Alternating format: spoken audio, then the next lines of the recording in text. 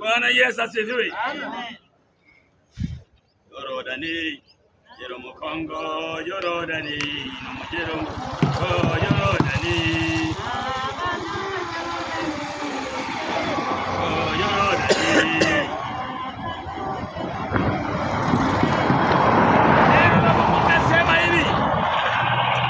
Basi palikuwa na mtu mmoja wa Mafarisayo, jina lake Nikodemo, mkuu wa Wayahudi.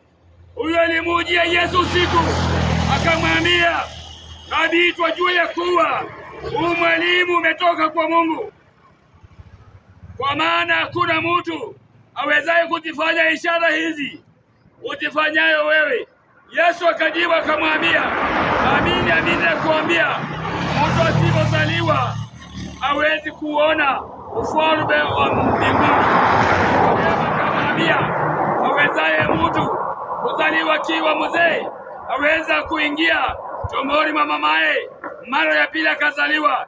Yesu akamwambia, amini amini nakuambia, mtu asipozaliwa kwa maji na kwa Roho hawezi akaona ufalme wa mbinguni. Bwana abariki andiko. Amina. Bwana Yesu asifiwe. Neno la Mungu linaniambia kwamba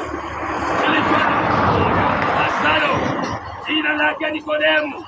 Huyu alimwendea Yesu usiku, akamwambia, Nabii, wajua wewe mwalimu ambaye umetoka kwa Mungu, kwa sababu hakuna mtu ambaye afanyaye ishara hizi ambao ufanyazo.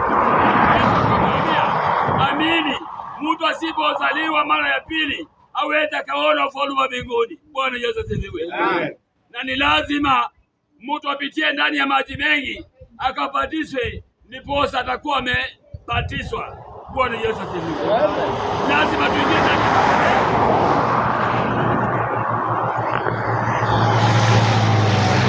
Shetani baba Yesu ambaye anaweza tembea katika mtoni hii, analeta vitu visivyofaa, nami nakemea kwa jina la Yesu.